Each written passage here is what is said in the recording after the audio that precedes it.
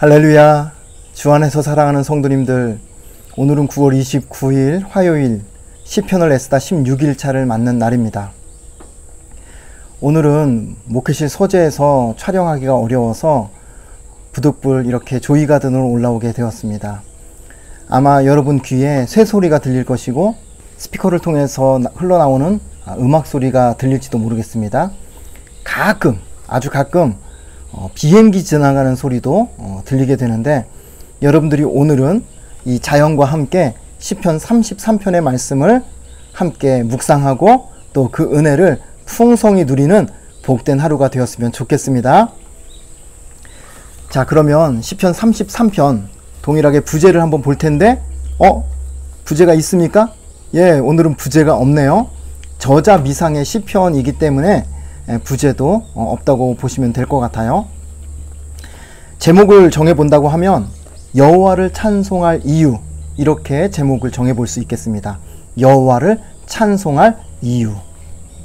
시편 33편을 크게 세 단락으로 나눠볼 수 있는데요. 1절부터 3절은 여호와를 기뻐하고 찬송하라, 이렇게 시인이 선포를 합니다. 그리고 나서 4절부터 19절까지는 왜 그렇게 여호와 하나님을 기뻐하고 찬송해야 하는지 그 이유와 내용을 설명하고 있습니다. 마지막 20절에서 22절은요, 결론인데, 바라봅니다, 즐거워합니다, 간구합니다 라는 내용으로 정리가 되고 있습니다. 자, 그러면 한번 첫 번째 단락 1절부터 3절까지 내용을 한번 볼까요? 1절부터 3절까지 시인이 다양한 표현으로 반복해서 여호와를 기뻐하라, 즐거워하라, 찬송하라 강조를 하는데, 어떻게 찬송하라고 하는지 한번 1절 보실까요? 너희 의인들아 여호와를 즐거워하라, 찬송은 정직한 자들이 마땅히 할 바로다. 바꿔 말하면 주의 백성들이 여호와를 즐거워하고 기뻐하고 찬송하는 것, 이건 기본 중에 기본이라는 그런 이야기를 시편 기자가 들려주는 겁니다. 누가 시키지 않아도 마땅히 하나님의 백성이라면 하나님을 기뻐하고 즐거워하고 찬송하는 것이 마땅하다. 2절에 가면 수금으로 여호와께 감사하고 열줄 비파로 찬송할지어다. 여기 악기가 나오죠? 수금과 비파. 한번 사진을 한번 보세요. 수금은 하프와 비슷한 악기라고 보시면 될 것 같아요. 성경에 보면 다윗이 이 수금을 가지고 왕궁에 들어가서 악신이 들린 그 사울왕을 위해서 연주를 할 때 악신이 떠나가는 그런 장면이 성경에 기록이 되어 있죠. 열줄 비파는 현악기인데, 우리나라 악기로 치자면 제가 볼 때는 약간 기타 비슷하기도 하지만 우쿨렐레 비슷하기도 하다, 그런 생각이 듭니다. 여기서 악기를 두 가지 악기만 언급하고 있으나 전하고자 하는 메시지는 뭐냐면, 목소리로만 하나님을 찬양하기에는 너무나도 아쉽다는 거예요. 그래서 인간이 할 수 있는 모든 악기를 다 동원해서라도 그 여호와 하나님을 기뻐하고 즐거워하고 찬송하는 것이 마땅하다, 시편 기자가 소리를 치고 있는 거죠. 3절에 가면 새 노래로 그를 노래하며 즐거운 소리로 아름답게 연주할지어다. 여러분, 여기서 새 노래라는 단어가 나오죠? 단어 자체만 보면 a new song, 말 그대로 새로 만든 노래입니다. 그런데 어떻게 사람이 매일 새로운 노래를 작사 작곡해서 매일 다른 노래를 부를 수 있겠습니까? 그러니 새 노래라는 이 단어는 새로 만든 곡이라는 뜻으로 해석하는 것보다는 우리가 찬양을 할 때 새로운 피조물답게 새 심령, 새 마음을 가지고 새 영으로 하나님 앞에 나아가서 그렇게 기쁨으로 찬양하는 것이 마땅하다, 그런 의미로 보시는 것이 좋겠습니다. 자, 이렇게 해서 1절에서 3절까지 여호와를 기뻐하고 찬송하는 것이 하나님의 백성의 마땅한 도리라고 선포를 하고, 그리고 나서 4절에서 19절까지는 무엇을 그렇게 기뻐하고 찬송해야 되는가, 찬송할 이유가 무엇이고 찬송의 내용이 무엇인지를 설명하고 있습니다. 한번 그 내용을 보실까요? 자, 이 안에서도 좀 단락을 나누어서 먼저 설명을 드리고 내용을 보겠습니다. 4절에서 5절은 하나님의 성품을 찬송해야 합니다. 그리고 나서 6절에서 9절은요. 말씀으로 창조하신 하나님의 권능을 찬송해야 합니다. 10절에서 12절은 역사의 주관자 되신 하나님을 찬송해야 합니다. 13에서 15절은요. 살피시는 하나님을 찬송해야 합니다. 그리고 16절에서 19절은 위대하신 하나님을 찬송해야 합니다. 이렇게 찬송해야 될 이유와 내용을 소제목으로 먼저 여러분에게 보여드립니다. 자, 그러면 구체적으로 그 내용을 한번 들여다볼까요? 4절과 5절 하나님의 성품을 찬송하라고 그렇게 이야기를 하는데 어떤 성품인가? 4절에 여호와의 말씀이 정직합니다. 여호와의 행하시는 일은 진실합니다. 여호와는 공의와 정의를 사랑합니다. 여호와의 인자하심이 충만합니다. 다시 말해서 하나님의 정직하심, 진실하심, 공의와 정의와 하나님의 그 사랑을 찬송하는 것이 마땅합니다. 자, 6절부터 9절은 말씀으로 창조하신 하나님의 권능 때문에 찬송해야 된다고 이야기를 하는데 6절을 보면 말씀으로 하늘을 지으셨습니다. 만상을, 여기서 만상은 모든 별을 의미합니다. 그 만상을 그의 입 기운으로 만드셨습니다. 그러니 찬송해야 합니다.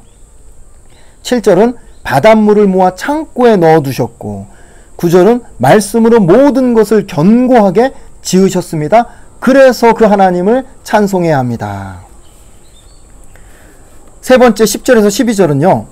역사의 주관자 되신 하나님을 찬송해야 합니다.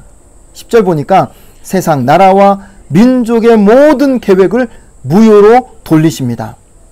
그러나 반대로 11절은 여호와의 계획은 흔들림이 없습니다.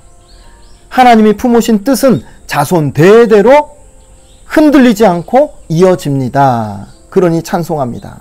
12절에 하나님을 섬기는 나와 백성은 복이 있습니다. 복 주시는 하나님을 찬양합니다. 13절에서 15절은요. 살피시는 하나님을 찬송해야 합니다.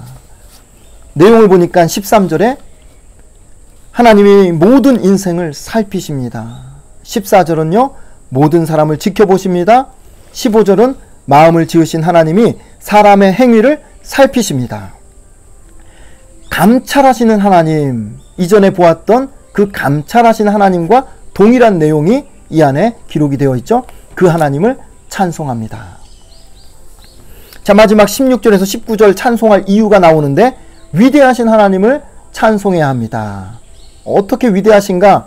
16절 보니까 많은 군대와 힘센 용사도 스스로 구원할 수 없는데 17절에 많은 군마와 군대가 있어도 구원할 수 없는데 18절 그러나 주를 경외하고 인자하심을 바라는 사람을 하나님은 보살피십니다. 살펴주십니다.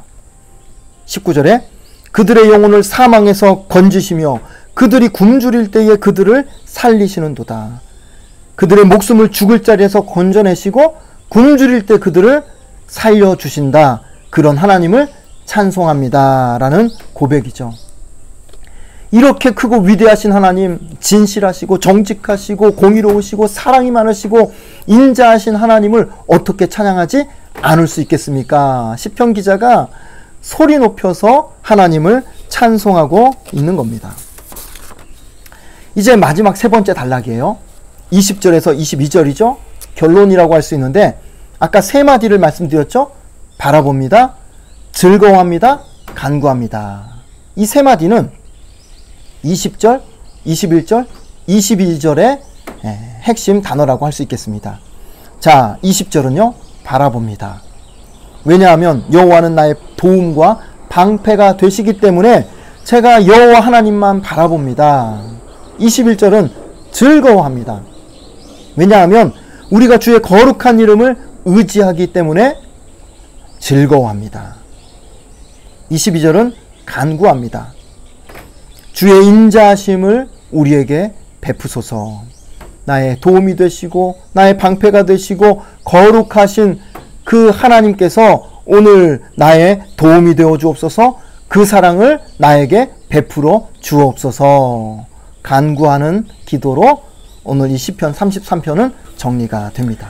여러분 어떻습니까? 오늘 이렇게 간단하게 정리가 되니까 참 좋죠? 예, 저도 좋습니다. 저는 이 33편을 묵상하면서 그런 생각이 들더라고요. 오늘은 이 끝자락에 구구절절 부연해서 다른 메시지를 전할 필요가 없겠다. 왜냐하면 그냥 하나님의 하나님 되심 그 자체만으로도 충분히 다른 설명할 필요도 없이 즐거워하고 기뻐하고 찬송해야 될 충분한 이유가 있다. 그런 생각이 드는 거예요. 하나님이 어떤 분이신지, 하나님이 어떤 일을 행하셨는지, 찬송은 어떻게 해야 되는지, 어떤 자세로 찬송해야 되는지 이런 설명을 굳이 할 필요가 없다는 생각이 드는 겁니다. 그냥 하나님이 나의 구원자 되신다는 그 한 가지 이유만으로도 하나님은 충분히 우리의 찬송을 받으실 자격이 되시는 하나님이라고 저는 그렇게 믿습니다. 우리를 구원하실 뿐만 아니라 어제나 오늘이나 내일이나 변함없는 사랑으로 헤세드의 그 인자하심으로 우리를 이끌어 가시는 하나님이 되신다는 그 한 가지 이유만으로도 오늘 우리는 온 마음을 다해서 하나님을 찬송할 충분한 이유와 내용이 된다. 저는 그렇게 믿습니다.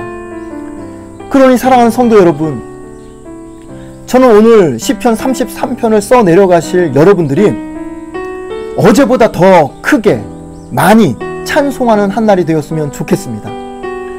여러분 가운데 하루 온종일 찬송을 듣고 부르는 분들이 계실 텐데 어제보다 더 크게, 더 많이, 더 깊이 하나님을 찬송하고 노래하는, 기뻐하고 즐거워하는 그런 찬송의 소리가 오늘 저와 여러분의 삶 가운데 울려 퍼지기를 주님의 이름으로 축복하고 싶습니다.